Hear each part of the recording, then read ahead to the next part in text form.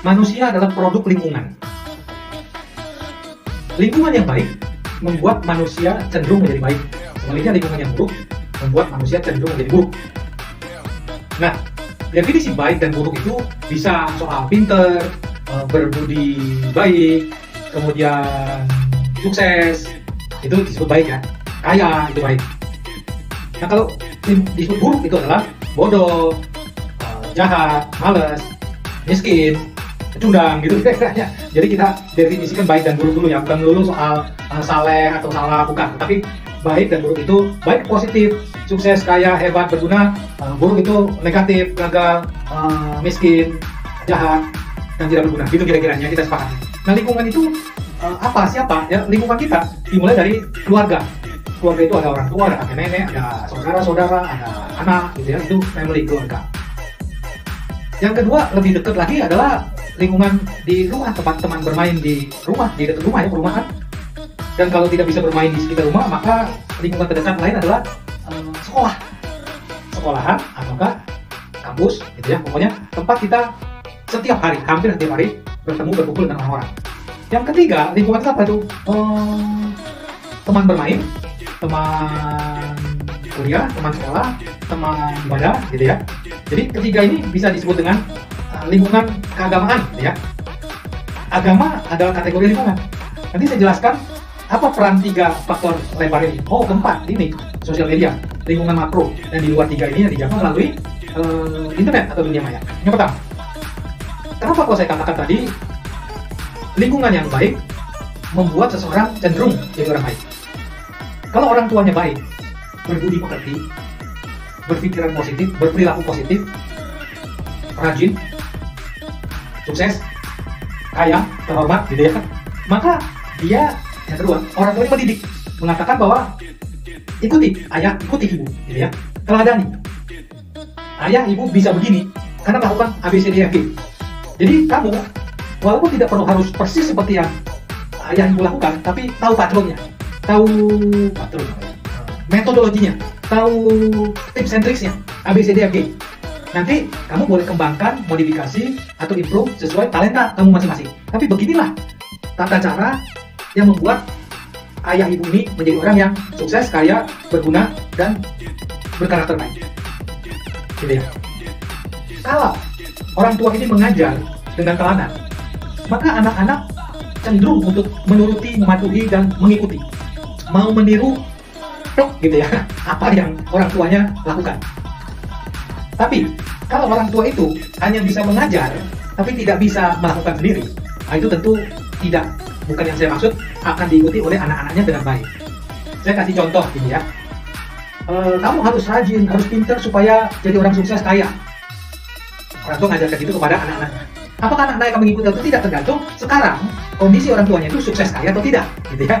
Kalau orang tuanya sendiri ibarat kata kepala jadi kaki, kaki jadi kepala, nggak kaya, mengajarkan hal seperti itu anak yang bilang, tidak akan diikuti, betul tidak? Karena ini cuma bisa khotbah tok, cuma bisa ceramah tok, tapi tidak bisa melakukan dan atau membuktikan dalam kehidupan sehari-hari. Nah, yang begini kategori yang bisa diteladani. Tapi kalau mereka sudah membuktikan apa yang diajarkan itu diterapkan dan berhasil, maka bisa berkata, follow me, ya, ikuti saya. Dan anak-anak atau lingkungannya atau orang yang diajarkannya akan mengikuti karena mau juga jadi orang baik, sukses, kaya, berguna, betul tidak? Nah, sebaliknya kalau ada orang tua yang buruk, tiap hari kerjanya ini berantem. Kalau bukan berantem gara-gara ayahnya ini pulang mabuk atau habis judi koprok apa? Judi lah ya, judi sama teman-temannya. Kemudian nggak punya duit, minta perhiasan istrinya dijual untuk bayar utang, nggak dikasih, berantem, misalnya gitu ya. Lantas ini orang yang model begini, oh ya, ibunya nggak mengurus anak-anak karena merasa, percuma punya laki buruk, mending gue juga urusan diri sendiri. Nah, ini anak-anak seperti apa ya? Seperti onak duri, seperti tanaman ilalang, tumbuh di padang, besar ala kadarnya, apa adanya, bahkan belajar dari yang buruk. Kalau orang tua buruk mau ngajar baik susah. Coba mau ngomong apa nih bapak kepada anak-anak? Misalnya anak-anaknya hobinya tawuran. Tuh anak-anak yang tawuran itu perhatikan saja. Orang tuanya pasti belangsak juga. Nggak ada orang tua yang memberikan teladan baik, anak-anaknya tawuran, pakai apa tuh namanya, pedang, bunuh atau siksa teman-temannya sebaya. Nggak ada. Anak-anak yang belangsak, brengsek, bajingan, tengik, jahat, karena orang tuanya juga bajingan, tengik, jahat. Kalau tidak bajingan tengi jahat, berarti ini orang tua nggak bisa mendidik anak. Tidak bisa mendidik, tidak bisa memberikan suri teladan, sehingga anak-anaknya liar. Belajar dari orang yang keliru, dari lingkungan yang keliru, akhirnya jadi orang yang belangsang. Jadi orang yang jahat, yang bodoh, yang berugaran. Jadi orang tua ini harus menjadi teladan. Kalau dia mau berantem, bertengkar, ribut, misalnya ribut mulut, tidak sependapat, jangan di depan anak-anak. Masuk ke kamar malam-malam, ini mau ribut-ribut, pasti jangan kedengaran orang gitu ya. Tidak sependapat ya bagaimana, kayak silakan jangan kedengaran orang di luar kalian berdua. Supaya anak-anak tidak tahu bahwa ribut itu bagian dari hidup rumah tangga juga. Karena mereka tidak pernah mendengar. Jadi kalau diajarkan harus baik, harus harmonis, mereka pikir benar. Jadi bisa hidup harmonis. Ini orang apa ayah itu ya. Kakek nenek juga gitu ya. Kakek nenek itu jadi ikut campur. Ngurus anak nggak becus, ngurus cucu mau gitu kira-kira. Anak nggak mau diurus, tapi cucu diurus, ikut campur. Enggak, itu bukan urusan you, kakek nenek. Kakek nenek itu main sama cucu boleh, ngurus jangan. Mengajarkan ini itu, melarang ini itu, menghimbau ini itu, jangan. Itu tugas orang tuanya, bukan tugas kakek nenek ya. Itu bukan tanggung jawab you dan bukan hak you untuk mengurus. Sehingga biarkan orang tuanya. Kalau orang tuanya nggak benar, you sebagai orang tuanya orang tua ini ajar anak-anak you, jangan cucu yang diajar, anak-anak you yang diajar gitu ya. Kemudian lingkungan yang lebih dekat ya, lingkungan pergaulan. Kalau Anda main sehari-hari pulang sekolah misalnya ya, main sama orang-orang sekampung Anda, orang yang nggak benar misalnya main kartu judi kah, apakah main apa, Anda itu bentaran jadi judi. Kalau you main sama orang yang benar ya, belajar bersama, latihan musik bersama, you bisa jadi orang benar. Tergantung lingkungan pergaulan you. Karena ada tertulis bahwa pergaulan yang buruk merusak kepribadian yang baik, gitu kira-kira ya. Nah yang lebih jauh sekolahan. Kalau sekolahan banyak anak-anak yang belangsak, anak-anak yang salah didik, anak-anak yang tidak dididik oleh orang tuanya, anak-anak yang orang tuanya jahat dan atau terlalu reproduksi diri sendiri, sehingga ini anak-anak menjadi moralnya dan sikap mentalnya jelek. Masuk sekolah, ketemu dengan anak-anak yo yang baik, bisa merusak ya, karena Anda bisa dibully, dikeroyok rame-rame. Akhirnya supaya nggak dikeroyok, you masuk ke geng itu. Jadi rusak. Di rumah dididik baik, di sekolah pendidikan buruk. Jadi pilih sekolah pun lihat-lihat ya, jangan karena murah atau gratisannya, tapi lihat siapa mereka. Siapa mereka? Makanya banyak orang mau menyekolahkan anak-anaknya ke sekolah yang prestisius, yang berprestasi, yang sudah mendapatkan piala ini dan itu, walaupun mahal bagaimanapun dibelain. Kenapa? Karena lingkungan. One day mereka juga akan dapat network dari teman-teman yang sekaliber gitu, yang bagus, yang baik, yang orang tuanya sukses kaya dan atau bermartabat. Jadi sekolah juga penting. Yang ketiga, agama. Yuk agamanya bagaimana? Kalau masuk ke agama yang benar, you jadi benar. Masuk ke agama yang nggak benar, you jadi nggak benar. Nah yang saya maksud agama benar tidak benar itu bukan agamanya ya, tetapi yang mengurusi agama itu, mengajarkan agama itu. Agama kan misal agama A, tapi kan agama itu bukan hanya diajar oleh satu orang di satu tempat, betul tidak? Di banyak tempat oleh banyak orang. Tergantung ini orang yang mengajar agama ini bagus, baik atau tidak karakternya.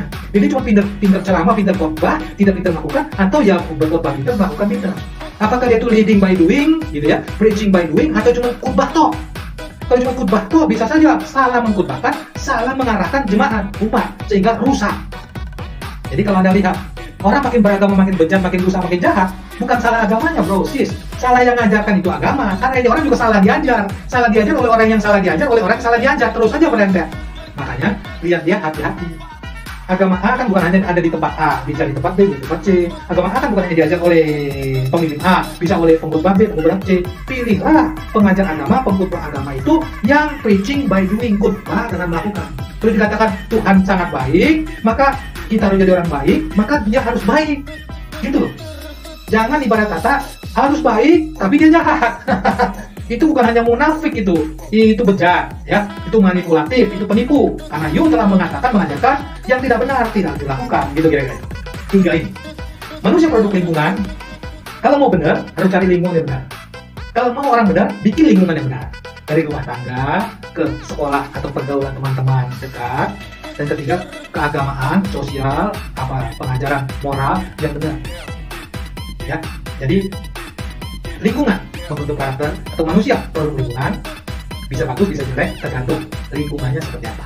Dan tugas kita sebetulnya adalah menciptakan lingkungan yang kondusif terhadap kehidupan manusia, orang, anak-anak kita, apakah kita yang baik, berbudi pekerti baik, berbudi luhur, berkarakter mulia, yang sukses, yang kaya, yang berguna bagi dirinya, keluarganya, masyarakat, bangsa dan negara. Itu yang kita targetkan untuk terjadi, dan itu menjadi target tugas kita bersama-sama. Gak bisa satu dua orang atau satu dua pemimpin. Pak Gubernur rame-rame kita keroyok bikin itu kondusif.